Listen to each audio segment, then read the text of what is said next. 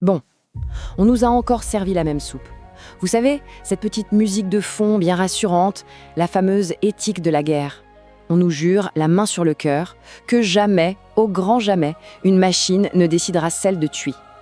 Allez, on va gratter un peu le vernis, voir ce qui se cache vraiment derrière. Et voilà, la vérité brute de décoffrage.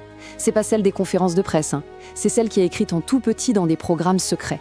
C'est cette phrase-là, celle que personne n'ose dire à voix haute, mais que tous les ingénieurs qui bossent sur ces projets ont gravée dans le crâne. Alors, cette belle histoire, cette fable, elle a un nom officiel, un nom qui sonne bien, un bel emballage marketing pour endormir tout le monde. Le contrôle humain, ou pour faire plus chic, Human in the Loop. C'est une construction politique, c'est vrai, elle est même brillante. On la vend comme la garantie éthique ultime. Sauf que, dès qu'on la confronte à la réalité du terrain, tout le château de cartes s'écroule. Le principe est simple, et surtout, il est très rassurant. Il y aura toujours un être humain, une conscience biologique pour valider la décision finale de tuer. C'est le discours qu'on sert à la presse, aux diplomates à Genève. C'est une fiction, en fait. Une fiction juridique très très pratique qui permet aux industriels de continuer à développer leurs joujoux en toute tranquillité. Et là, on voit bien le grand écart, le double discours. Côté vitrine, le discours public, on parle d'éthique, de discussion à l'OLI, on entend même le Pentagone parler d'un niveau de jugement approprié. C'est génial comme expression, ça ne veut absolument rien dire, mais ça sonne bien. Et puis, il y a l'arrière-boutique, les programmes classifiés, l'argent du black budget. Et là, le seul truc qui compte, c'est pas l'éthique, c'est la survie sur le terrain. Et pour survivre, il faut de l'autonomie. Point. Parce que, voyez, on peut raconter ce qu'on veut dans les discours politiques, entretenir l'illusion. Mais il y a une chose qui ne ment jamais, c'est la physique, les lois de la physique. Et sur le champ de bataille d'aujourd'hui, qui est d'une vitesse et d'une violence inouïe, eh bien la physique nous dit que le contrôle humain n'est plus un atout, c'est devenu un handicap mortel. En fait, il y a 3 clous qui viennent sceller le cercueil de ce fameux contrôle humain. Le premier, la guerre électronique.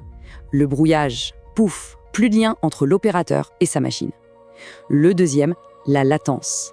Notre cerveau, notre biologie, on est juste trop lent, désespérément lent. Et le troisième, la saturation. Imaginez devoir gérer un essaim de 50, 100 drones en même temps, c'est juste impossible. 300 millisecondes, voilà.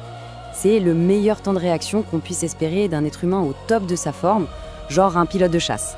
C'est notre limite physique, on ne peut pas aller plus vite. Et 300 millisecondes, aujourd'hui, c'est une éternité. Et en face, la machine.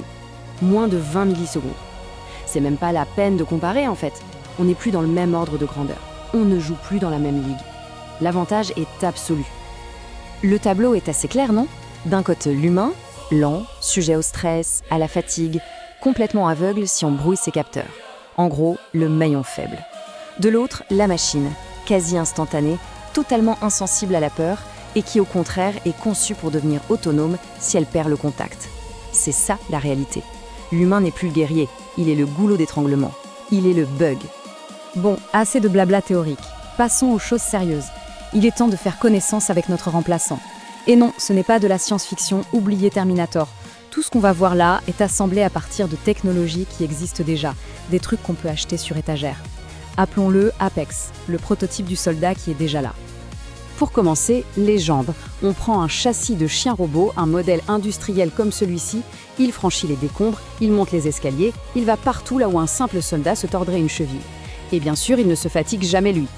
Ensuite, le cerveau. On lui met 2 processeurs de calcul embarqués du genre de ceux de Nvidia. C'est assez puissant pour qu'il prenne toutes ses décisions tout seul, sur place. On peut couper sa connexion radio, le brouiller, il s'en fiche complètement. Il a sa mission, il la continue. Il est son propre chef. Pour les yeux, un lidar. C'est un laser qui scanne l'environnement en permanence et crée une carte 3D en temps réel. Ça veut dire qu'il voit parfaitement à travers la fumée, le brouillard, dans la nuit la plus noire. Là où un œil humain ne voit plus rien, lui, il voit tout, avec une précision chirurgicale.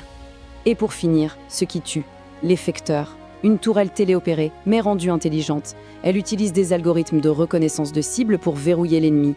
Et elle ne tire que, et seulement que, si elle est certaine de faire mouche, le fameux one shot, one hit. L'erreur humaine, le tremblement, le stress, tout ça c'est fini. C'est sorti de l'équation. Ok, maintenant qu'on a toutes les pièces du puzzle, mettons-les en action. Scénario simple, une patrouille dans une zone urbaine. Notre machine avance. Un tireur est embusqué. Il attend. Le contact est imminent. Et ça va aller très, très vite.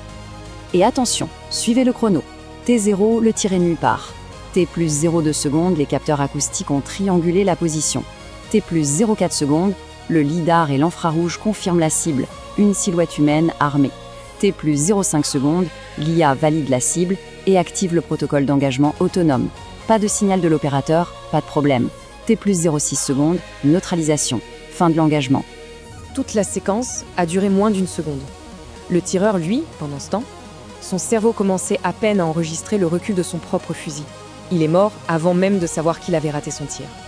Le verdict est là, il est sans appel. L'accélération est telle qu'un fossé s'est creusé. Un fossé infranchissable entre le temps long de la diplomatie, des débats interminables à l'ONU, et le temps ultra court du combat, le temps tactique, qui, lui, tue en quelques millisecondes.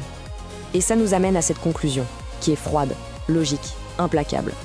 Toute l'expérience, tout le courage, tout l'entraînement d'un soldat d'élite ne pèse plus rien face à un bout de code qui ne connaît ni la peur, ni la fatigue, ni la pitié. Le point essentiel, il est là. L'humain n'est plus le combattant. L'humain est devenu le handicap, le risque, la vulnérabilité. Les armées qui s'entêteront à garder un humain dans la boucle, par principe, par dogme, se feront balayer. Purement et simplement. Elles seront anéanties par celles qui auront eu le pragmatisme de laisser la machine faire le sale boulot. La question, évidemment, dépasse de loin le seul champ de bataille. Le soldat est le premier à devenir le maillon faible, la première profession à devenir obsolète face à la machine. La vraie question, la question qui devrait tous nous empêcher de dormir, c'est qui sera le suivant? So, do you think they got the message?